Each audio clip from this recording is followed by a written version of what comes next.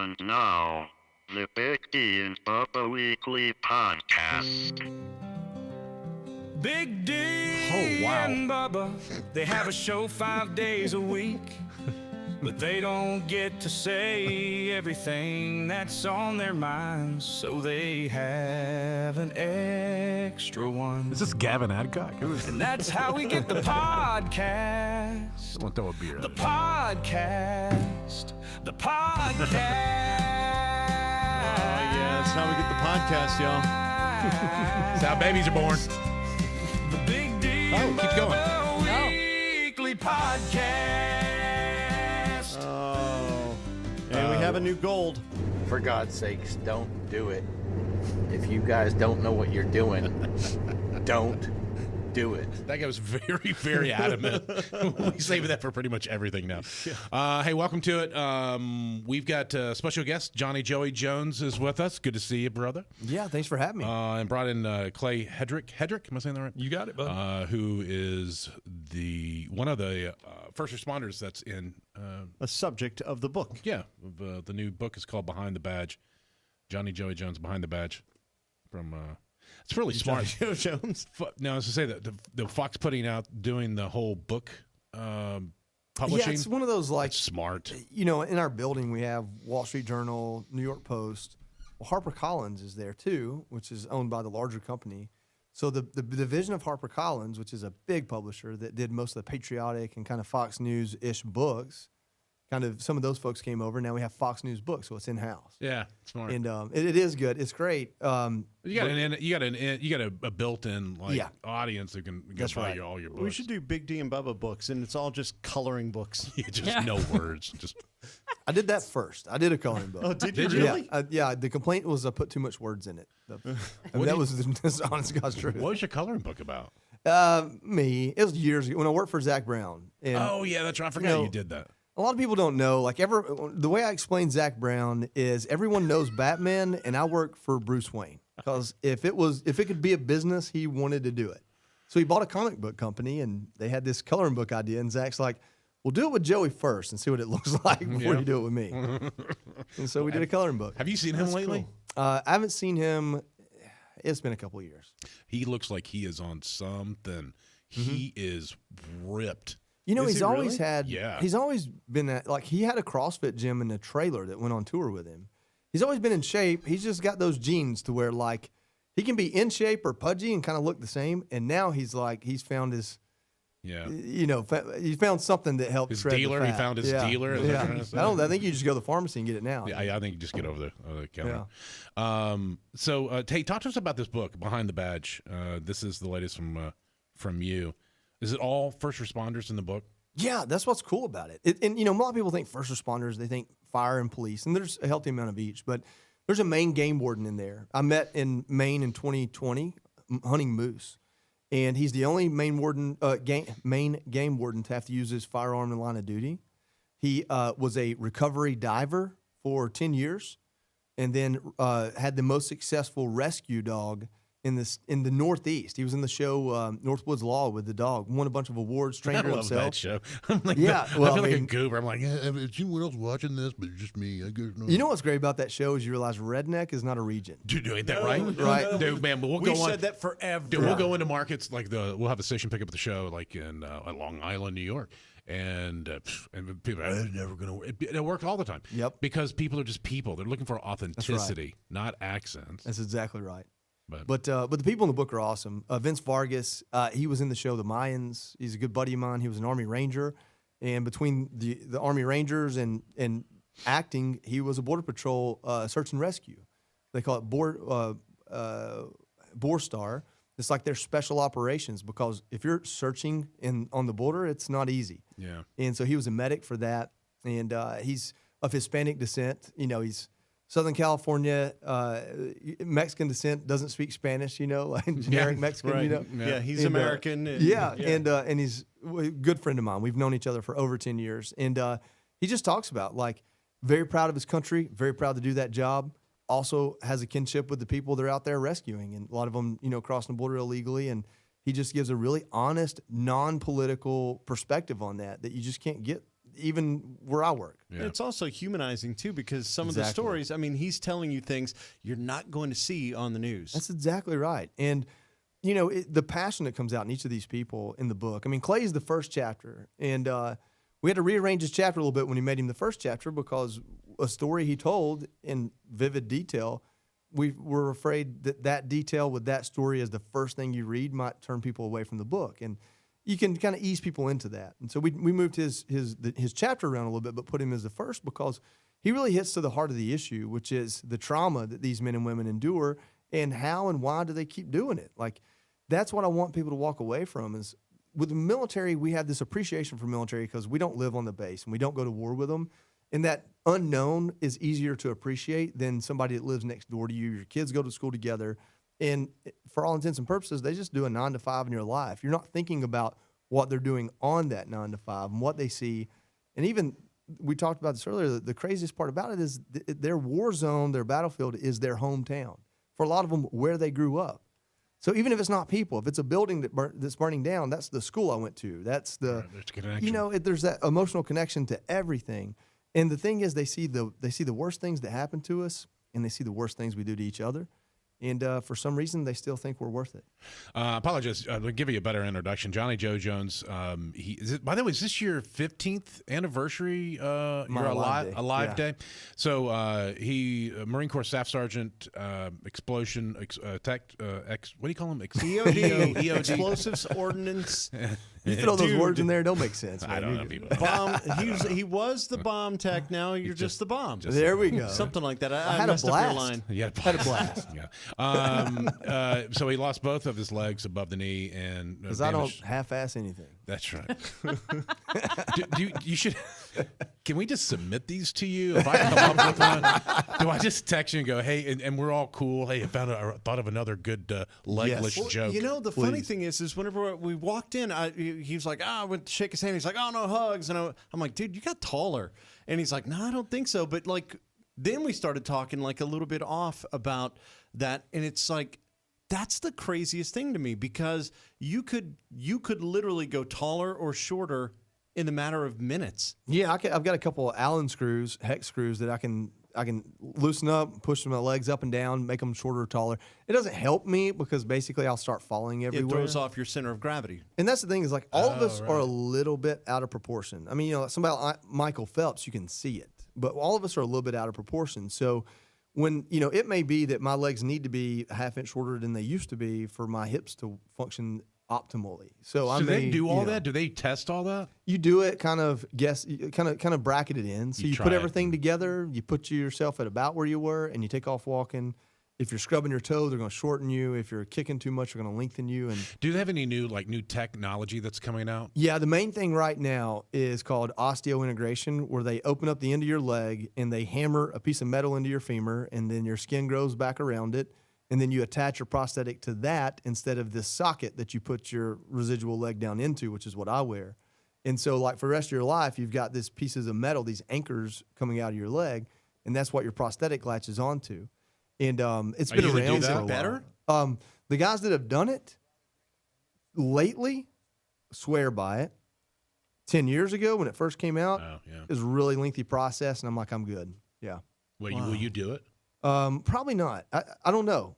I don't have 6 months to not walk. Like I don't. Oh, they have Oh, to, you you have to take all gotta- that time yeah. off again? the recovery and the process. Yeah, I get that. I got stuff to do, man. What do you got to do? I gotta go jump out of a plane in about an hour. He's What? jumping out of an airplane. Yeah, he's skydiving today. Oh. Are you going with him, Clay? You jumping? Not willingly. No, we don't do that on Friday. Friday's no jump day. So this is Clay Hedrick. He's like he was saying. He's in the book as a firefighter. How many years are you still active in the? Yeah, 29 years. 20. Wow. Yep. Full time, the whole deal. Like this is what you wanted to do. Well, started out as a mechanic. Actually got around race cars with Joy's family when I was a young kid, 15, 16 years old. Yeah, y'all know each other from. Yeah, since I was 3. Yeah. And kind of got really interested in mechanics, ended up being a mechanic. And at some point in time, ended up realizing rolling around in a dirty shop floor one day, this is not what I want to do when I'm 65 years old. Not a fan of that, huh? Yeah. So started doing some So you research. prefer to go run into a burning building? Yeah, I know. Sure. You say run into, anybody knows half the time you're not half the most of the time you're crawling anyway, so you're still on the floor. Well, ended up at one of the local colleges, and they had this really weird testing procedure. They told me test, and I'm like, oh God, I'm gonna fail that. But it was like it would ask you things like, what do you enjoy doing on your days off? What kind of clothes do you like to wear? And the mindset was there, if I enjoyed doing the same things away from work that a firefighter already enjoyed, I would enjoy doing the same types of work that he did. So the top 3 things that hit for me: firefighter first, military second, law enforcement third. I knew there was no way in hell I was going to be a cop. Okay, we were going to rule that straight out. I felt like I was already past my point for the military, so ended up the local fire department. Essentially, he knew he couldn't be trusted with a gun in his hand. I mean, that's really what it came down to. Pretty much. Gotcha. Hey, speaking of like weapons, when I see people getting hit with like a water cannon, I laugh so hard every time. Do y'all just have fun doing that? Do y'all just go? Did y'all ever get out in the driveway parking lot and just No. hit each other? No. It's pretty. Is it strong? Is it? Oh, I think this is a moment where they're like they're saying no, but what they mean is we'll never admit No, to I it. have I have had to Exactly. hammer through, and I'll They're tell you, winking at each other. Yeah. there was one time we didn't have enough guys on the job. Got off the truck. Literally, there were 2 of us. So there was an attic fire on the back of a home, and it was on the chimney. And I couldn't get access yet. We were still trying to get water hooked up, and you know what I'm talking about. So you're trying to get it going. So I'm trying to get access to the chimney into the attic. So I just start hammering. I just open up full bore on the roof, on the actual exterior of the roof with the hose, and I popped a hole through the roof. Oh wow! Within I used a lot of water to do it, but I got access, and then now I could start spraying into the actual attic. That's good. So, I mean, yeah, it hurts if you get hit with that. Absolutely. That's gonna toss a protester around. I know. that You sounds see great. those? They do it overseas, and you see those guys on those trucks, and you're like, man, they're smiling on the inside, so big right now. No, if they didn't have the helmet on, they're laughing.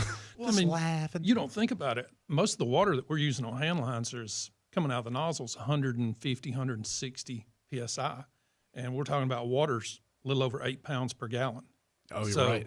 It's a hit. Yeah, it'll knock you off your feet. Well, if here, you're let not me do the expecting math here. That equates to. Okay, we're gonna be here a long time. You ain't got no toes to figure all that out, anyways. I'm gonna take one for him. I love to see how Adding that one in there. Clay's got some leverage. I like it. So you're touring around doing the book and interviews and that kind of stuff. Why are you jumping out of an airplane? I'm doing a Fox Nation show for our streaming service about veteran-owned businesses, and I was dumb enough to send a producer this guy's business that does skydiving. And so yesterday he's like, hey, I'm over here. This looks really cool. I'm going to have you jump out of a plane tomorrow if you're serious about that. And I'd already forgotten about it. I thought I was going to get attacked by a dog. I thought we were going to go talk to a guy that trains dogs. And You I'm sound like, sounds like our life. I'm like, which one of these do I? Yeah, I guess really, I'm which jumping one out is of the plane. better? You know, I think I would take the dog than I jumping out know, of the I I airplane. think I Yes. would too. you know, I'm afraid. But hey, good on you. Have you ever had the dog? You ever done it? No, Okay. Have you ever jumped out of an airplane? many times. Oh, well then All that's right. The okay. dog. That's why he It's- chose that. Do you It's remember us scary doing the when dog? you're attached to somebody else. Though. It's the danger you know. Are you attached? You Oh, are you doing a tandem? Yeah, without the legs, I do it tandem. Before I Yeah. lost my legs, I used to do it solo. I'd only ever done it solo, and tandem is terrifying. It really is because you're not in control of anything. You're just along for the ride. No, What if they start touching you? the 2 of us. Yeah, it's That's what you're worried? I feel like He's I want to he's maneuver used to them so that. I land on I guess them. I give them a tip. My instructor is throw him a very 20 at the excited bottom. about Wow. I don't know. There's nothing you can do. You know, Just sit there and enjoy it. I guess. Wow. So, yeah, with the dog thing though, we did it one time. Did you do it? Yeah. So you put this thing on your arm, and first off, The bite suit. It stinks. It's so nasty. This. Smells like your fire gear. So you only did the arm? Yeah, I just did I did the No whole way, thing. because like I'm thinking, what if he bites the other arm? What if today's the Oh, you day? keep it way back, where man. he goes to the wrong side. Well, you know how they are. The dog handlers are all like, hey, it's absolutely safe. This is complete. And you're like, Famous last okay. words. And the dog's teeth went through the thing. It was in my arm. Not in my arm, but I had indentions in my arm from when I took the thing off. I can imagine everyone that ever worked for Joe Exotic was told, "Hey, it's absolutely safe." Joe Exotic.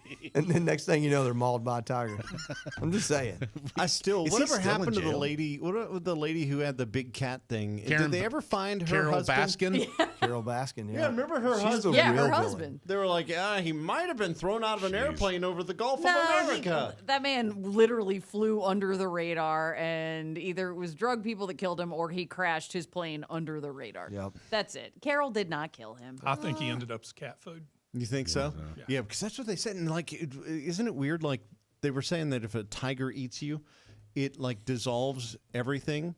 Nothing left. Pigs There's- are that way. So yeah, Really? Yeah. Did you guys not know that? No. No. That's how you should get rid of a body if you ever kill Wait, anybody. so it's like acidic? You never watched Deadwood? No. Yeah, right. Yeah. I don't remember Asian guy, probably Chinese because of the time period. Every time they'd kill somebody, they'd take him to him and throw him in the yeah, pigs. you go to the pig farm. Yeah.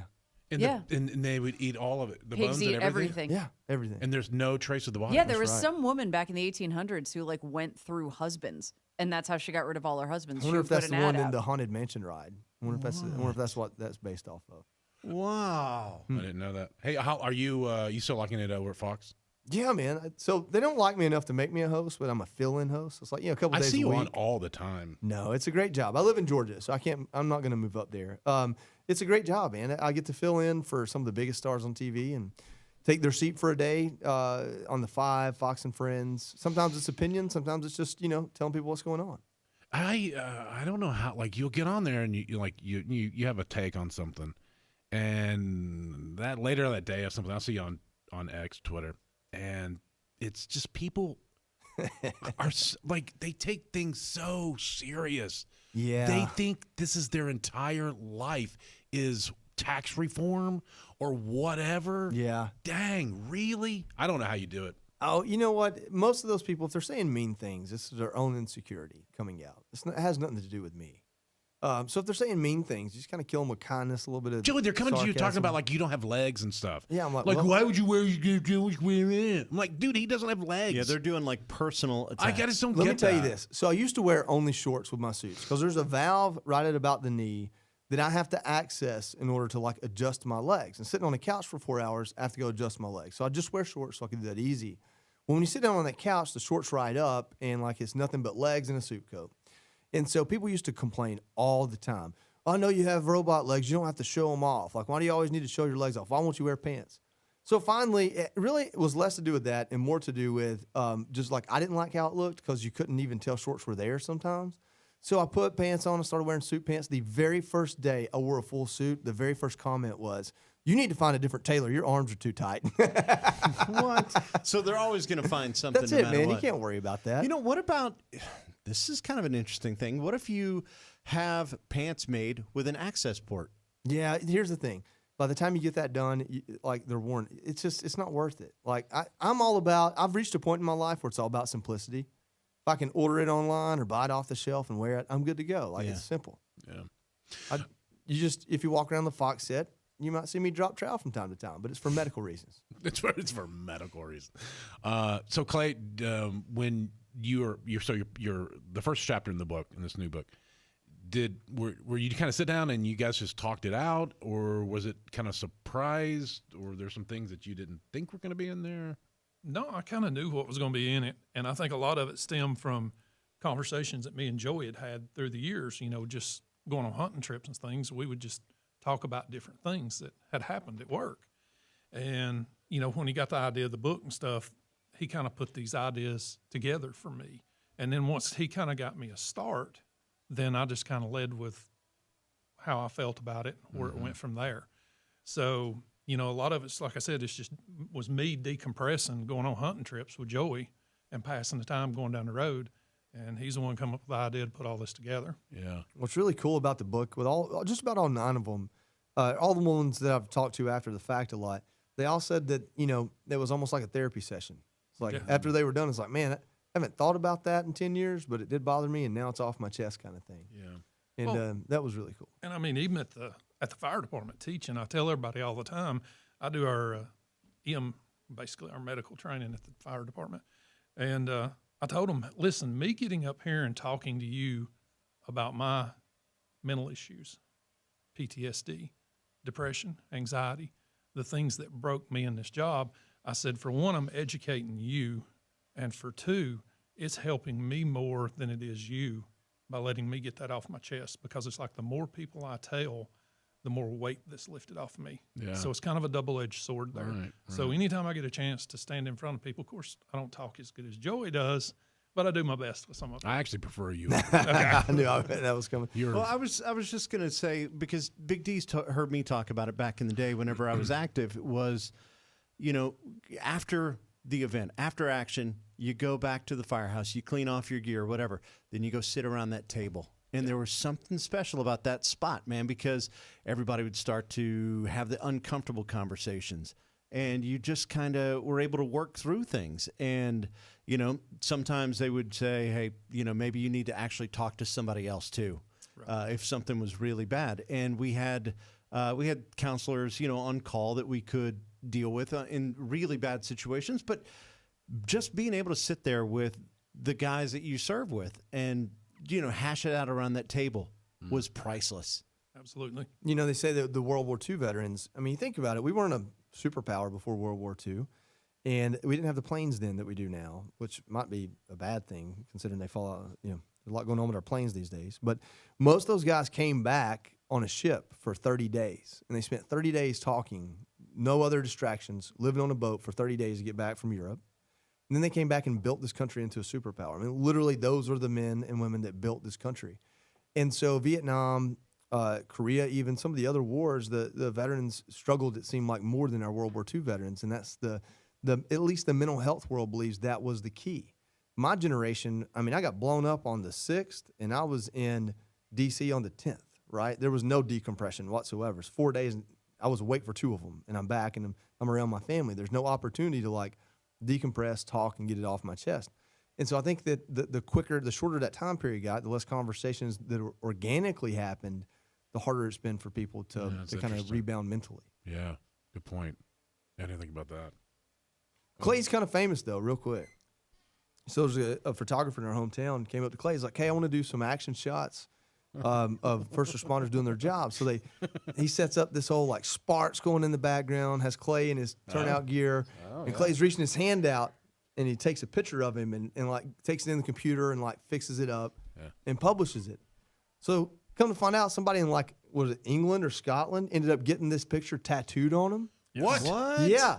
Then there's a bar in South Dakota, 2-story bar, and this picture is a mural on the side of the bar in South Dakota. Okay, which picture is it? Because I need to know now, because, you know. I'm sure he'll pull it up. So he wouldn't let me put it in the book. I'm trying to find it right now. Why don't you have it tattooed on your back?